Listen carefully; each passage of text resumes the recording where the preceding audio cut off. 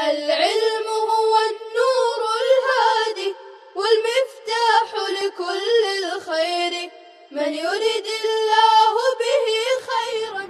السلام علیکم ورحمۃ اللہ وبرکاتہ. بسم اللہ الرحمن الرحیم. نحمده ونصلي على رسوله الكريم وعلى آله وصحبه أجمعين. أما بعد، وله أنه غصبها ومن عقد فيها سبب التلف وردت وفيها ذلك فلم يوجد الرد على الوجه الذي أخذه. عزیز طلبہ، بات چل رہی تھی کہ جس نے باندی غصب کر کے زنا کر لیا، زنا کے نتیجے میں وہ حاملہ ہو گئی. اب اس نے سوچا بات بگڑ گئی ہے اور اس کو مالک کے حوالے کر دیا. ہوا یہ کہ مالک کے پاس پہنچتے ہی، یعنی مالک کے پاس پہنچنے کے بعد ولادت ہوئی اور اس نفاس میں اس کا انتقال ہو گیا، تو اس پر تاوان واجب ہوگا یا تاوان واجب نہیں ہوگا. تو امام صاحب رحمۃ اللہ علیہ کے نزدیک اس پر حمل کے دن کی قیمت واجب ہوگی اور صاحبین کے نزدیک اس پر تاوان واجب نہیں ہوگا. یہ مسئلہ ہے باندی کے سلسلے میں. اگر آزاد عورت کے ساتھ ایسا ہوا تو پھر کسی کے نزدیک بھی تاوان واجب نہیں ہوگا. صاحبین کی دلیل گزر چکی ہے، یہاں سے امام صاحب کی دلیل دے رہے ہیں. امام صاحب فرماتے ہیں کہ اس نے اس کو غصب کیا تھا اس حال میں کہ اس میں تلف کا سبب نہیں پایا جا رہا تھا. وردت وفیہا ذالک، اور لوٹائی گئی، واپس کی گئی اس حال میں کہ اس میں تلف کا سبب پایا جا رہا ہے.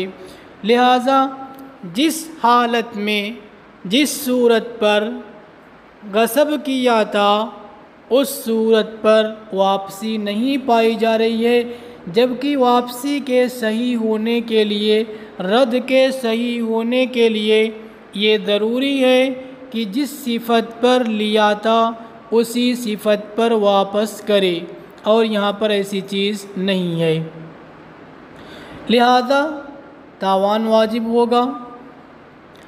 کریں فلم یوجد الرد علی الوجہ الذی، جس صفت پر، جس طریقے پر لیا تھا، غصب کیا تھا، اس طریقے پر، اس صفت پر واپسی نہیں پائی گئی، لہذا رد، واپسی صحیح نہیں ہوگی.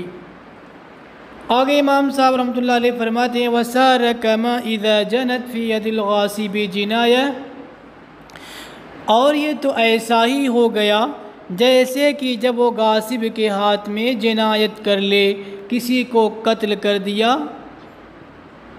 ظاہر سی بات ہے جب کسی کو قتل کیا ہے تو اس کے نتیجے میں اس کو قتل کیا جائے گا.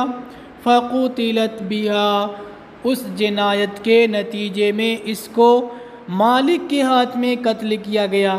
جی، غاصب نے غصب کیا، غاصب کے قبضے میں رہتے ہوئے اس نے ایسی جنایت کر لی جس کے بدلے میں اسے قتل کیا جانا ہے. مالک کے قبضے میں نہیں بلکہ غاصب کے قبضے میں. غاصب نے یہ سوچا ابھی مشکل ہو جائے گا میرے قبضے میں رہتے ہوئے اگر اس کو قتل کر دیا جائے، تو اس نے مالک کے حوالے کر دیا. فَقُتِلَتْ بِهَا فِي يَدِ الْمَالِكِ، اس جنایت کی وجہ سے، یعنی جو جنایت کی اس نے غاصب کے قبضے میں کیا تھا، اس جنایت کے بدلے میں مالک کے قبضے میں قتل کر دی گئی. أَوْ دُفِيَتْ بِهَا بِأَنْ كَانَتِ الْجِنَایَةُ خَطَأً، یا جنایت خطأً تھی، جرم اس کا جو تھا وہ خطأً تھا. اب اس جنایت کے نتیجے میں اس کو مالک کے پاس آنے کے بعد جو ولی جنایت تھا اس کے حوالے کر دیا گیا. تو کرے یرجع علی الغاصب بکل القیمہ، تو مالک غاصب سے پوری قیمت وصول کرے گا، مالک غاصب سے پوری قیمت وصول کرے گا۔ معلوم ہوا کہ جیسے اس مسئلے کے اندر غاصب ضامن ہو رہا ہے، ایسے ہی اس مسئلے کے اندر، متن والے مسئلے کے اندر بھی غاصب ضامن ہوگا۔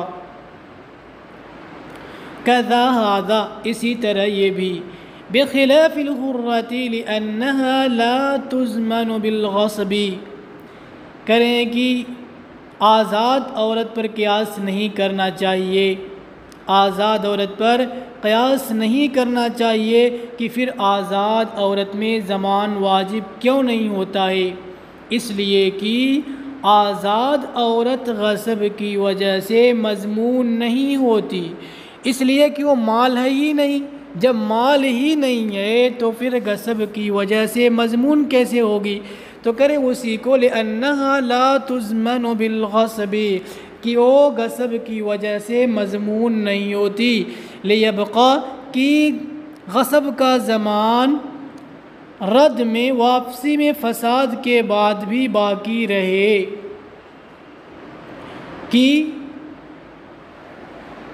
غصب کا زمان رد میں، فساد کے بعد باقی رہے۔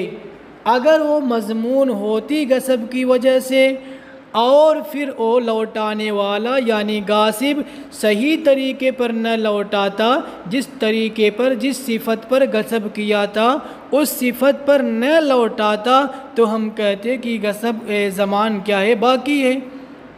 لیکن یہاں تو غصب سے مضمون ہوتی ہی نہیں ہے کہ غصب کا زمان باقی رہے رد میں، فساد کے بعد، کہ اس نے صحیح طریقے سے واپس نہیں کیا ہے، جس صفت پر غصب کیا تھا اس صفت پر واپس نہیں کیا ہے، لہذا غصب کا زمان باقی رہے گا، ایسا مسئلہ پیدا نہیں ہوگا۔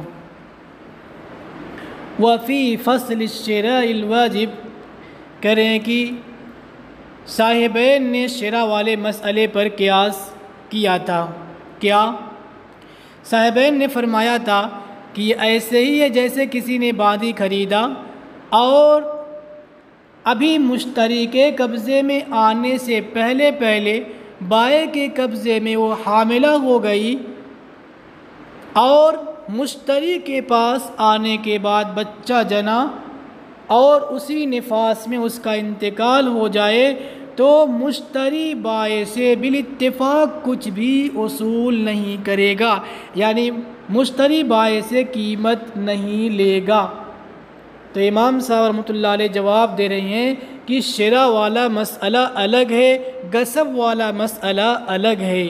کریں فی فصل الشراء، شرع والے فصل میں ابتداءً تسلیم کرنا واجب تھا۔ شرع والے مسئلے میں جب عقد بادی پر ہوا تو بادی کو سپرد کرنا کیا تھا؟ واجب تھا۔ بادی یعنی جس عین پر عقد ہوا ہے اس عین کو ابتداءً سپرد کرنا واجب تھا، اور کوئی دوسری چیز نہیں تھی۔ اس میں اگر کمی بیشی بھی ہو جاتی تب بھی اگر وہ جس چیز پر عقد ہوا ہے اگر اس کو سپرد کر دیتا ہے تو عقد مکمل ہو گیا، بیع مکمل ہو گئی۔ اس میں تو بس اتنا ہی ہے۔ وَمَا ذَكَرْنَاهُ شَرْطُ صِحَّةِ الرَّدِّ، اور ہم نے جو ذکر کیا ہے وہ واپسی کے صحیح ہونے کی شرط ہے، لوٹانے کے صحیح ہونے کی شرط ہے۔ ہم نے جو مسئلہ غصب والا مسئلہ ذکر کیا ہے اس میں یہ شرط ہے کہ جس صفت پر غصب کیا ہے اسی صفت پر واپس بھی کرے، اگر اس صفت پر واپس نہیں کرتا ہے تو وہ ضامن ہوتا ہے۔ اور غصب والے مسئلے میں جس صفت پر غصب کیا ہے اس صفت پر واپس نہیں کر رہا ہے، یعنی شرط نہیں پائی جا رہی ہے، شرط نہیں پائی جا رہی ہے۔ اور شرع والے مسئلے میں تو تسلیم پایا جا رہا ہے اور صرف تسلیم ہی واجب ہے، لہذا دونوں میں فرق ہے، ایک کو دوسرے پر قیاس نہیں کیا جائے گا۔ آگے فرمایا وَالزِّنَاءُ سَبَبٌ لِجِلْدٍ مُولِمٍ، اور زنا سبب ہے ایسی مار کا، ایسے کوڑے کا جو تھوڑا تکلیف دہ ہو، نہ کہ زخمی کرنے والا ہو اور نہ کہ ہلاک کرنے والا ہو، ایسا کوڑا، ایسی مار نہ ماری جائے۔ یہاں سے بھی امام صاحب صاحبین کے قیاس کا جواب دے رہے ہیں۔ کیا ان کا قیاس تھا؟ کہ جیسے باندی اگر زنا کر لے غاصب کے ہاتھ میں، پھر اس کو لوٹا دیتا ہے مالک کے پاس، اور اس زنا کے نتیجے میں مالک کے قبضے میں اس کو کوڑا لگایا گیا اور یہ اس سے ہلاک ہو گئی، تو کوئی ضمان واجب نہیں ہوتا ہے۔ ہم کہیں گے، یعنی امام صاحب جواب دے رہے ہیں کہ زنا تو سبب ہے ایسی مار کا جو تکلیف دہ ہو، جو اس کو سبق سکھانے کے لیے ہو، زخمی کرنے والی نہ ہو وہ مار، اور نہ یہ کہ ہلاک کرنے والی ہو۔ تو یہاں پر فلم یوجد السبب فی ید الغاصب، غاصب کے قبضے میں سبب پایا ہی نہیں گیا۔ جب غاصب کے قبضے میں سبب پایا ہی نہیں گیا تو پھر وہاں پہ تاوان کیسے واجب ہوگا؟ غاصب کے قبضے میں رہتے ہوئے اس نے زنا کیا، ٹھیک ہے، تو زنا سے تو اتنی ہی مار واجب ہوئی جتنی کہ وہ سہ سکے۔ اب آپ نے مالک کے قبضے میں آنے کے بعد کوڑے لگانے والے نے، مارنے والے نے اس کو زخمی کر دیا، اس کو اتنی مار مارا کہ وہ ہلاک ہو گئی۔ حالانکہ ایسی مار تو غاصب کے قبضے میں جو زنا کیا تھا ایسی مار تو واجب ہوئی نہیں تھی، تو معلوم ہوا کہ غاصب کے قبضے میں رہتے ہوئے سبب پایا ہی نہیں گیا۔ جب سبب نہیں پایا گیا تو پھر ضمان کیسے واجب ہوگا؟ اس لیے اس مسئلے پر بھی قیاس نہ کیا جائے۔ آگے فرماتے ہیں، عفواً صفحہ آپ کا اوپر چلا گیا تھا۔ قال ولا يضمن الغاصب، فرماتے ہیں کہ غاصب اس منافع کا ضامن نہیں ہوگا جس کو اس نے غصب کیا تھا، یعنی جس چیز کو غصب کیا تھا اس کے منافع کا ضامن نہیں ہوگا۔ لِإِلَّا کرے کہ مگر یہ کہ اس کے استعمال سے اس میں نقصان آ جائے، وہ چیز ناقص ہو جائے تو پھر نقصان کا تاوان دے گا۔ صورت مسئلہ آپ کے سامنے ہے، غاصب نے کوئی چیز غصب کیا، اس سے فائدہ اٹھایا، تو کہہ رہے ہیں کہ اس فائدے کا وہ ضامن نہیں ہوگا۔ ہاں اگر استعمال سے کوئی کمی نقصان آ جائے تو اس کا تاوان دے گا۔ کاریں وقال الشافعی، امام شافعی رحمۃ اللہ علیہ فرماتے ہیں کہ اس کا بھی ضامن ہوگا۔ فیجب اجر المثل، کریں کہ اجر مثل واجب ہوگا، یعنی اس چیز کو اتنی دیر رکنے کی، روک کر رکھنے کی جو قیمت واجب ہو، جو قیمت عام طور سے رائج ہے، وہی اجر اس پر واجب ہوگا۔ آگے فرماتے ہیں وَلَا فَرْقَ بَيْنَ الْمَذْهَبَيْنِ بَيْنَهُمَا، کریں کہ دونوں مذہبوں کے درمیان اس کو معطل کرنے یا کام میں لانے کے درمیان کوئی فرق نہیں ہے۔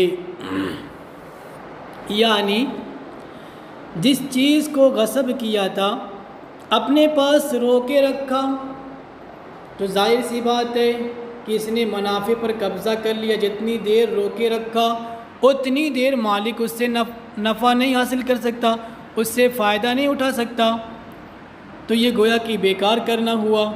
یا اس کو اپنی سکونت میں لایا، یعنی اس نفع کو مثلا غلام غصب کیا، اس سے کام لے لیا، جانور غصب کیا، اسے سواری کر لیا، تو یہ مستہلک منافع ہوا، نفع یعنی نفع اٹھانے والا ہو گیا۔ یہاں پہ تو کریں کہ دونوں صورتوں میں چاہے اس نے معطل کر دیا ہو، صرف اپنے پاس روک رکھا تھا، اس سے کوئی فائدہ نہیں اٹھایا، یا اس نے اس سے فائدہ اٹھایا، دونوں صورتوں میں امام شافعی رحمۃ اللہ علیہ کے نزدیک اجر مثل واجب ہوگا، اور احناف کے نزدیک کچھ بھی واجب نہیں ہوگا۔ وقال مالک، امام مالک رحمۃ اللہ علیہ فرماتے ہیں کہ اگر اس کو اپنے کام میں لایا یجب تو اجر مثل واجب ہوگا، اور اگر اس کو معطل کیے رکھا تو اس پر کچھ بھی واجب نہیں ہوگا۔ لہو ان المنافع اموال متقومہ، یہاں سے امام شافعی رحمۃ اللہ علیہ کی دلیل دے رہے ہیں کہ منافع اموال متقومہ ہیں۔ مال کیا ہے؟ جو ہماری مصلحت کے لیے بنایا گیا ہے، ہمارے مقصد کو، ہماری ضرورت کو پورا کرنے کے لیے بنایا گیا ہے۔ منافع کے اندر بھی یہ صلاحیت پائی جاتی ہے، تو جس مصلحت کے لیے اموال کو بنایا گیا ہے وہ مصلحت مال کے اندر بھی منافع کے اندر بھی پائی جاتی ہے، لہذا اموال کی طرح منافع بھی کیا ہو گئے؟ متقومہ ہو گئے۔ حتیٰ تضمن بالعقود، فرماتے ہیں یہاں تک کہ عقود کی وجہ سے منافع مضمون ہوتے ہیں۔ آپ عقد اجارہ کو لے لیجئے، اجارہ میں منافع ہی پر عقد ہوتا ہے اور وہ مضمون ہوتا ہے، لہٰذا اسی طرح غصب کے ذریعے بھی منافع مضمون ہوں گے۔ لنا، ہماری دلیل یہ ہے کہ وہ منافع حاصل ہوئے ہیں علی ملک الغاصب، غاصب کی ملکیت میں، غاصب کی ملکیت میں ہوتے ہوئے وہ منافع حاصل ہوئے ہیں۔ کیسے؟ لحدوثها فی امکانہ، اس لیے کہ اس کا وجود ہی اس کے امکان میں، اس کے تصرف سے ہوا ہے۔ جب وہ چیز مالک کے پاس تھی، مالک کے غاصب کے پاس تھی، غاصب کے قبضے میں تھی، تبھی اس کا حدوث ہوا ہے، اس سے پہلے تو اس کا وجود ہی نہیں تھا۔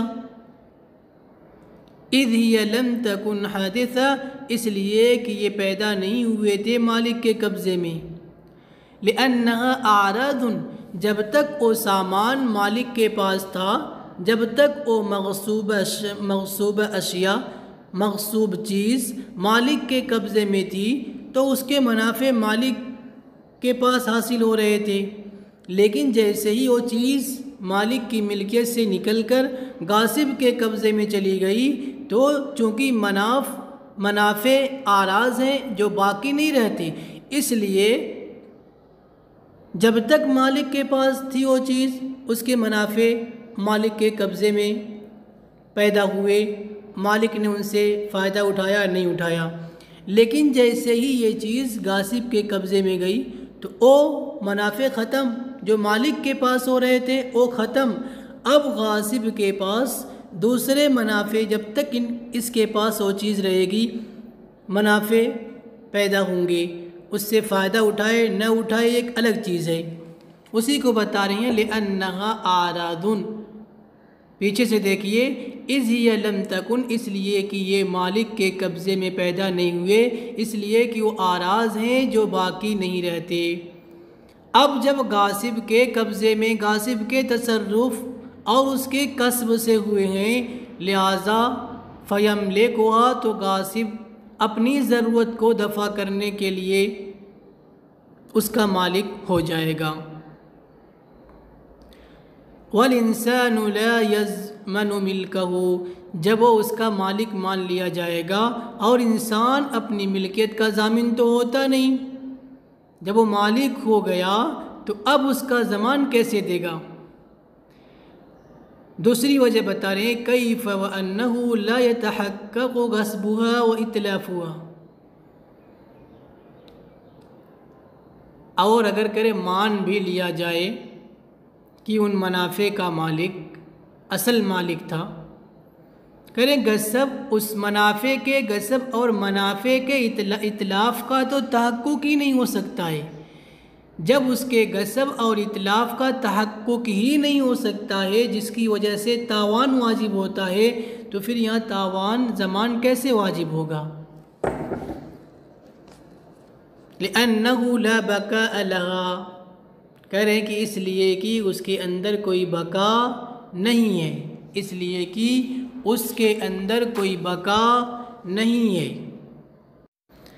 اور اس لیے کہ لا تماثل الآیان، آیان کے مشابہ نہیں ہے، آیان جیسا نہیں ہے۔ کیوں؟ لسرعت فنائها، منافع فوراً ختم ہو جانے والے ہیں اور آیان باقی رہنے والے ہیں۔ قد عرفت هذه المآخذ في المختلف، اور آپ نے یہ علتیں فقی ابو اللیث کی ایک کتاب مختلف الروایہ کے اندر جان لیا ہوگا، یعنی یہ علتیں جو 3 علتیں بالترتیب صاحب کتاب نے پیش کی احناف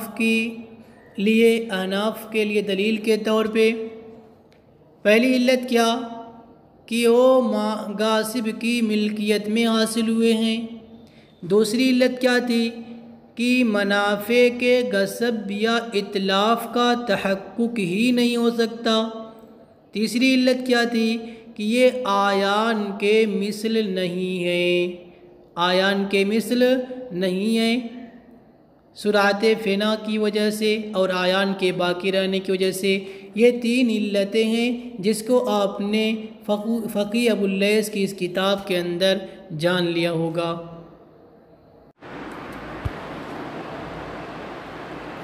وَلَا نُسَلِّمُ، اور ہم تسلیم نہیں کرتے کہ منافع متقوم ہوتے ہیں۔ امام شافعی رحمۃ اللہ علیہ کے قیاس کا ان کی دلیل کا جواب ہے، جو انہوں نے یہ فرمایا تھا کہ منافع بھی اموال متقومہ ہوتے ہیں۔ ان کی دلیل کا جواب دے رہے ہیں کہ ہم تسلیم نہیں کرتے کہ او فی الذات یا بالذات متقوم ہوتے ہیں، بلکہ منافع متقوم مانے جاتے ہیں ضرورتاً، عقد کے ورود کے وقت۔ عقد جب ہوتا ہے تو اس وقت منافع ضرورتاً متقوم مان لیے جاتے ہیں۔ یہاں پہ کون سا عقد پایا گیا؟ یہاں پہ کوئی عقد نہیں پایا گیا، لہذا یہاں پہ متقوم نہیں ہوں گے۔ الا ان من انتقص باستعماله، مگر یہ کہ ہاں جو اس کے استعمال سے ناقص ہو جائے، اس میں کمی آ جائے، نقصان پیدا ہو جائے، مضمون علیہ، تو اس کا ضامن ہوگا۔ کیوں؟ اس لیے کہ اس نے عین کے بعض اجزاء کو ختم کر دیا، بعض اجزاء کو ہلاک کر دیا، اس وجہ سے وہ اس کا ضامن ہوگا۔ السلام علیکم ورحمۃ اللہ وبرکاتہ۔ السلام عليكم، لا تنسوا الاعجاب بالفيديو والاشتراك في القناة تشجيعا لنا لنستمر بنشر المزيد إن شاء الله.